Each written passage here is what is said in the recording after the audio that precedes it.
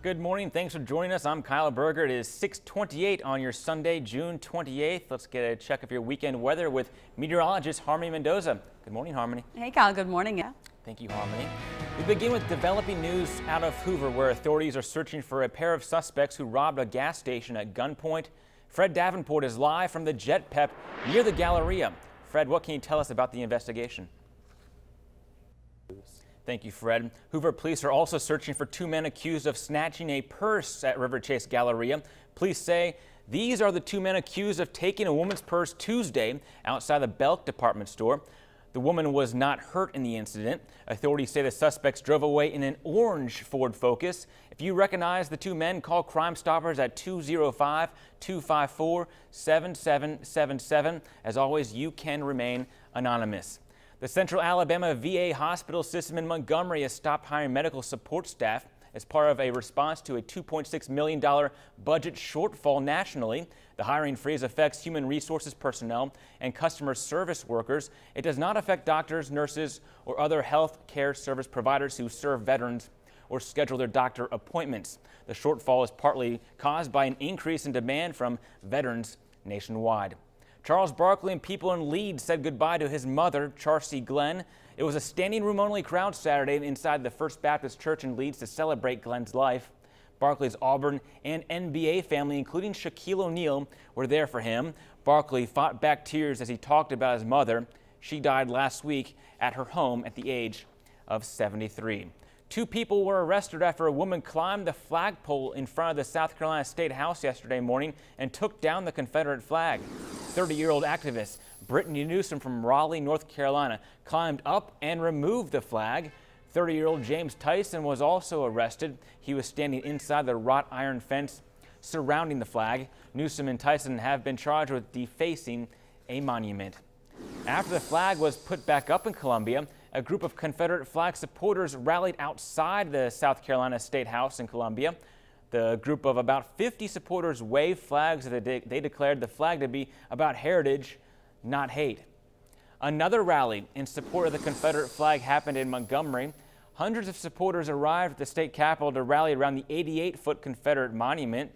They were protesting Alabama Governor Robert Bentley's decision Wednesday to remove the Confederate flags from the monument. Some people there wore Civil War uniforms. Others arrived in motorcycle gear with Confederate flag patches sewn on the vest.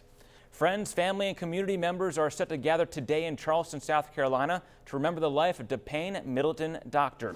Doctor was one of the 9 killed in the Charleston church shootings. She led the Wednesday night Bible study. The 49-year-old pastor and mother of 4 will be memorialized in the same church where the shootings happened. 3 more victims of the church massacre were remembered yesterday at Emmanuel AME Church. A casket with the body of 54-year-old Cynthia Hurd was carried into the church. Hurd worked as a librarian for nearly 30 years. She was remembered as a tireless public servant and a loving family member. South Carolina Governor Nikki Haley and U.S. Senator Tim Scott were among the mourners.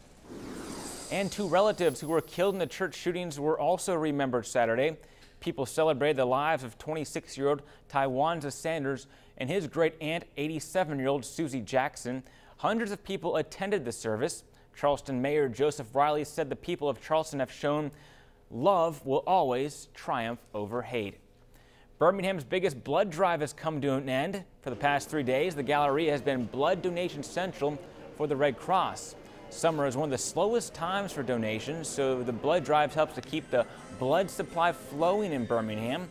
Despite donations being down, the demand for blood continues during the summer. If you weren't able to make it to the Galleria, you can always call the Red Cross and find out where and when you can donate blood. A concert gone wrong. Coming up, how more than 500 people were injured during a concert at a water park. And a missing Olympic sailor, the latest from Miami in search of Trevor Moore. You're watching WVTM 13 News. In consumer news, 4 flight attendants who work on Alaska Airlines filed a lawsuit against Boeing. They claim its planes have a design flaw. The flight attendants call the problems fume events. and say this is when toxic fumes from minor leaks in the plane's engine enter the cabin. The suit claims the fumes cause nausea, dizziness, and long-term problems like memory loss, tremors, joint and muscle pain. The workers claim to be suffering debilitating injuries from a Boeing flight 2 years ago. Boeing says the air in its airplanes' cabins is safe and meets all FAA standards. And good morning. It's 6:09 on your Sunday morning. A fascinating twist of fate for a man who spent years on death row. Convicted of a crime it turns out he never committed. After spending nearly half his life behind bars, Anthony Graves is now a free man, but it's what he's doing now that's so unexpected. He's working for the system that worked against him for so long. Here's Mark Potter.